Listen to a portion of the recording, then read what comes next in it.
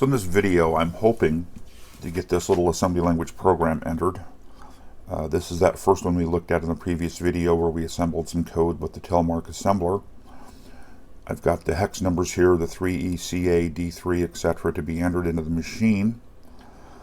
Hopefully we can get this in and get it to run. I've been struggling with this in several different ways between camera issues and miking issues and issues, I think, with the emulation crashing. I'm not sure. It's been a little frustrating. We'll go ahead and try it again. So we're looking at address 0, the address bus down here is at 0. We have a 3E. We're going to deposit that into address 0. Notice I pushed up the deposit at the current address. Now we're going to put in a CA. We're going to do a deposit next in this case, push down because we want that to go to address 1. You'll see the first LED light here saying, hey, you're at address 1. There's 8, 9A, B, C. Then we come down to this, and notice the markings down here, 8, 4, 2, 1, and there's 8, 9A. So that's correct. D, we have a D3. Deposit next. 03 deposit next. A 3E deposit next. A 27 deposit next. D3 deposit next. 03 deposit next. DB 8, 9, let's see, this is 8, 9AB, deposit next. 03 deposit next.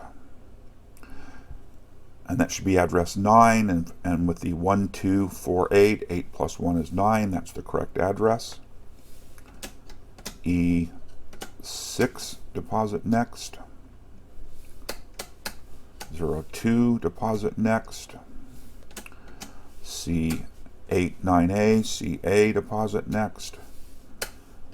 The address is 08 here, so 08 deposit next. 00 deposit next, and I'm sitting at address E. And if we look at the listing here, see if I can get my finger into this where you can see it. The CA is at address C, address D, address E. We see address E here, 8, 9A, B, C, D, E. So that's the correct address and the correct data. We now move on to a DB, D8, 9A, B. Deposit next. 02, deposit next. D3, deposit next. 02, deposit next. C3, deposit next. 08, deposit next. And 00, deposit next. And that should have ended up at address 13, 14, 15. And we have the 1, and 4 plus 2 is 5, 15. So now if we examine went and looked at address 0. We can walk through and verify. So we have a 3E, examine next, CA, D3, 03, 3E, 2, that was supposed to be a 27. So I'm at address 5, 4 plus 1 is 5, and I've got something wrong here. This was supposed to have been a 27, 2, 7. And I'm going to push up the deposit here over the top of what's at this address. And there is a 27. Do an examine next. Should be a D3, 03, DB, 03, E6, 02, CA, 08, 00, DB, 02, D3, 02, C3, 0800, and I'm at address at 15 again, which is correct. So hopefully this time I've actually got it correct. Should be able to reset the machine, and we should see our 3E, and hopefully when I run it now it won't blow up. So there it goes, it's up and running and toggled in. If I roll over here now to the TTY, let me get this recording over here. So we're on the TTY, run the web interface here. When we open up the TTY, what we should see is whatever character I type get echoed back. I actually have to have focus on here. And there it is. I'm typing 1, 2, 3, 4, 5, 6, 7, 8, 9, 0. So what's happening here is a little program, as we talked about when we assembled it, is initializing the UART. It's waiting for a character to be typed on the keyboard and sent to the UART. The UART internal status bit says, hey, I have a fresh character. We fetch that character, we send it back out to the TTY, and we loop. So we can go ahead now, hopefully, and stop this and reset, and we can single step through. So the first thing we do is we're going to load immediate the value CA into the A register. So there's the load immediate, there's the CA. That should now be loaded. We should now see the command D3, which is out port 03, and hopefully we'll see the out light come on here, and we do. So it's done the out port. On to address 4, 3E. We're going to load it with a 27. And again, we're going to output it here. There it is. We've output it to port 3 again. We should have a DB 03, and I think we'll see the import here happen, and we do, and that's where it's now going out and getting the status byte out of the UART port. There's no character waiting to be printed. So this should come in here now and do the AND immediate command, where we AND off everything but the bit that says there's a character waiting in the buffer. We don't have one, so we should fall down to the jump 0, which is the CA, and the address we're going to jump to is 0800. And remember that we talked about this before. In memory, the low byte and the high byte are swapped. So once this gets through the jump here, it should jump back around to address 0008, which it did. Let me type a character now. So there's something in the buffer. I pushed a J. And when we single step again, we should see an import happen here, where it's reading that status byte out of the UART. And we've fetched the status byte out of the UART. We're now going to do the AND immediate with the value 02 to see if this bit actually had a 1 in that status register. And we should now fall through the jump statement to address, why does that seem wrong? There it is, to address 11. I'm looking at the listing here.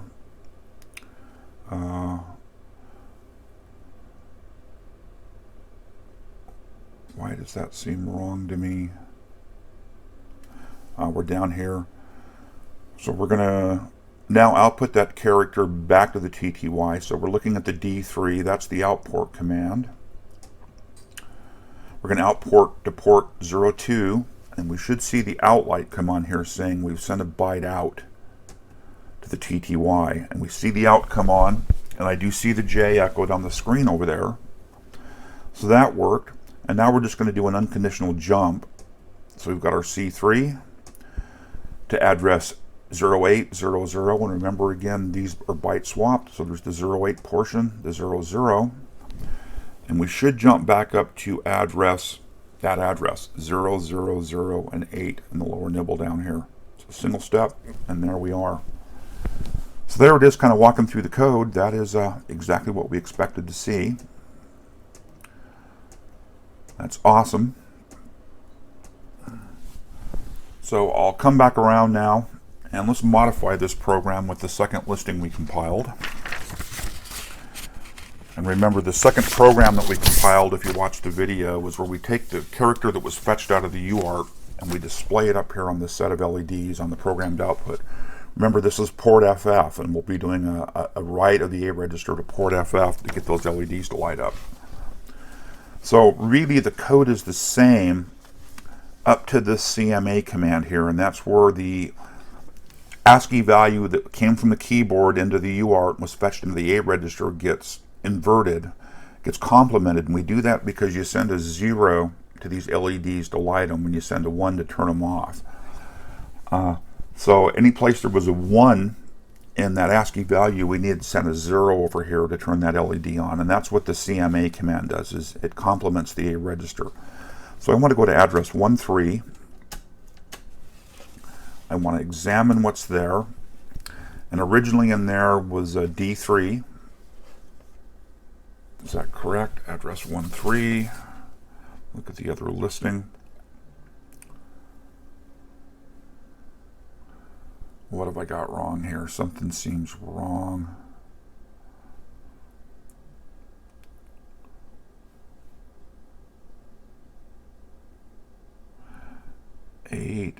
There's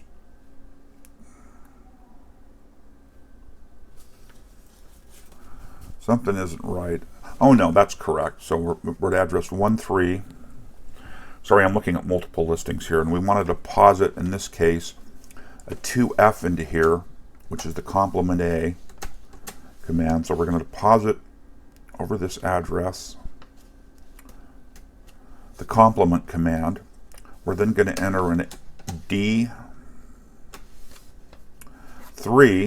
which is the outport command, and we're going to do a deposit next. Sorry, I've got myself a little bit confused here. Let's go back to address 13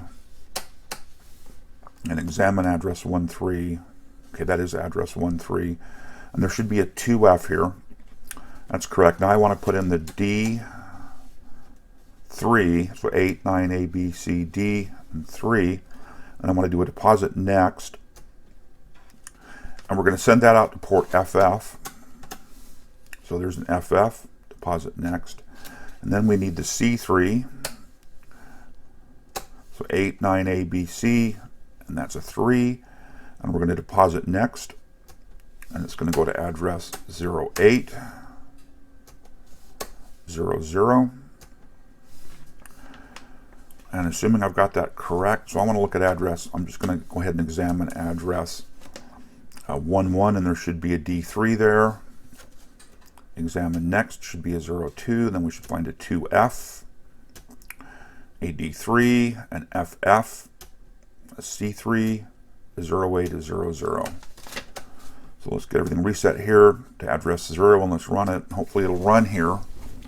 And hopefully now when I type a character over on the terminal, you'll see the ASCII value show up there. I've completely brain farted here at the moment on the ASCII character set. So capital A is a 65 decimal.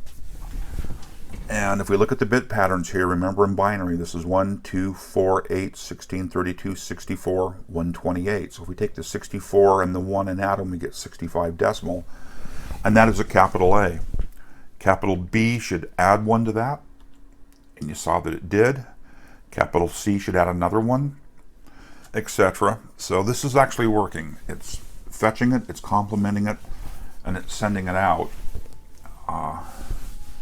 If we go ahead and stop here and reset, we can go through the same single step sequence, and rather than talk this through, I'll get this up to the point where it's doing the loop.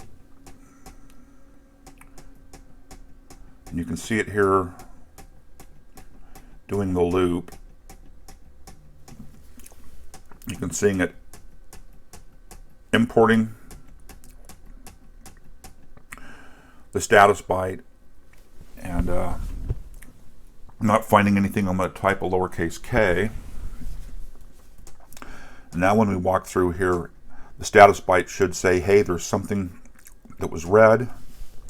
Hopefully we'll get to an out here if I've got everything right. And we didn't.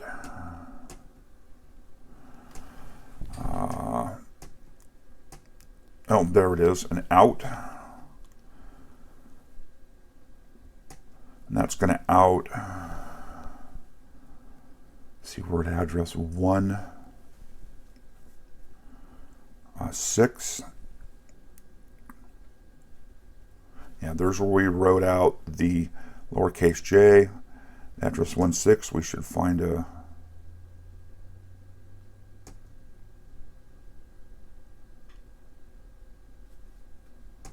and we've looped back around to address 8. Type another character here and kind of talk this through what we see here. So we're at address 8, which is the loop command. We're going to do an import here to read the status byte. We're going to AND that status byte off. I got to find my way in the listing here. With the value 02. We're going to do the, we're not going to do the jump here, the next 3 instructions in this case. We should now find a DB. Oh, we were just on the DB. There's the 02 to echo it back to the terminal, the TTY over there, and the next step should echo the K back via an out port. We're going to move on to the complement of the A register to get the bit pattern corrected as we displayed up here. And sadly, I typed another lowercase k, so these bits aren't going to change. We're going to do an out port, which is the D3 to port FF, and we should see the out light come on here where it wrote that value out. And it just keeps running. And I can come back over to the terminal now, lowercase p. We can go back and put in an uppercase A, and you can see again, remember the 65 here, 1, 2, 4, 8, 16, 32, 64, 128, so 64 and 1 is a capital A. If I type a lowercase a, it gets 32 decimal added to it. So you'll see this LED right here light. There's a lowercase a. Let's see the number 1. I'm trying to remember the, actually 0 is what I want. 0 should be 48 decimal, 1, 2, 4, 8, 16, 32. So if we add 32 to 16, we get 48 in decimal. That's the binary encoding for 48 decimal. If I then go to the number 1, we'll see 1 get added. We'll see another 1 get added for 2, for 3, for 4, for 5, for 6, for 7, for 8, and for 9. So things are working here. Pretty happy with that.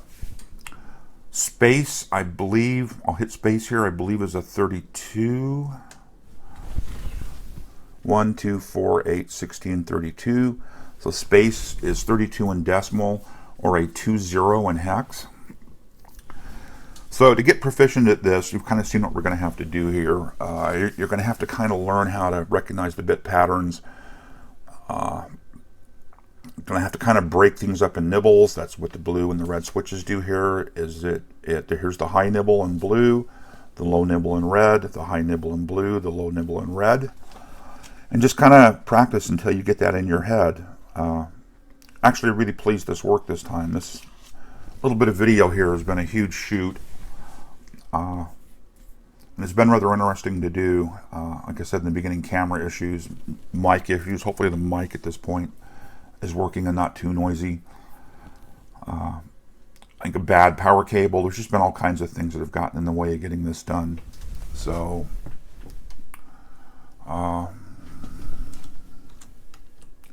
oops. See if I can actually type something out here. Thanks for watching.